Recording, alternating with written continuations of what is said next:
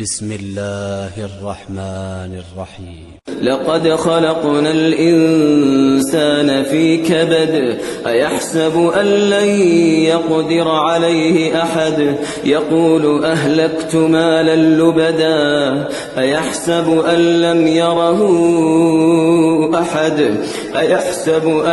يره أحد ألم نجعل له عينين ولسانا وشفتين وهديناه النجدين.